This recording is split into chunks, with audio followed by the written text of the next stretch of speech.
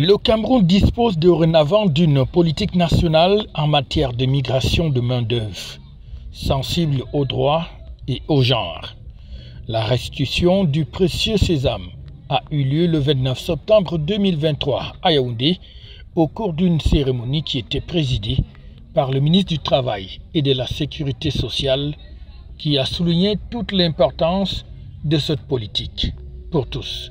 Mesdames et messieurs, rendu à la présente étape de finalisation de ce processus, il convient de souligner que nous ne sommes qu'à la première victoire remportée sur une longue marche collective.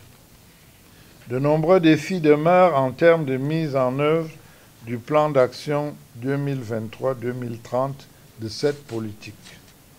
Et à ce sujet, nous sommes tous interpellés, chacun en ce qui le concerne.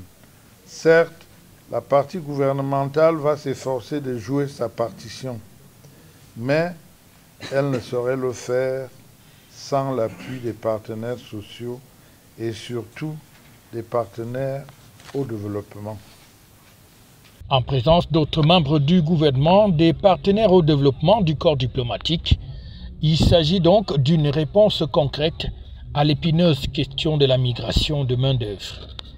À la suite de la restitution de la politique nationale de migration de main-d'œuvre pour le Cameroun, de l'Union africaine au gouvernement camerounais, les principales perspectives relèvent de la signature des accords bilatéraux et multilatéraux entre les pays amis et frères, mais surtout les principaux pays de destination vers lesquels les Camerounais migrants vont et les pays qui viennent au Cameroun.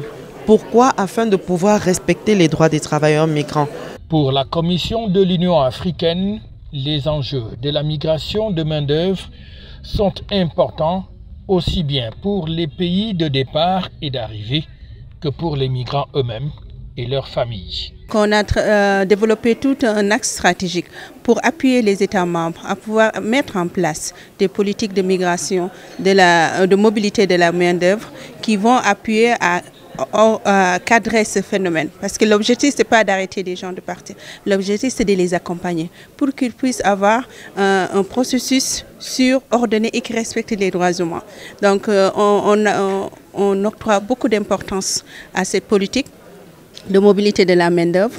Et le Cameroun aujourd'hui fait partie des pays pionniers parce qu'il n'y a pas beaucoup d'États africains qui ont réussi à avoir cette politique-là. Il est donc question d'encadrer la migration de main-d'œuvre afin de garantir à tous des droits pour les uns et les autres, ainsi que garantir l'approche genre. FH News, votre télévision.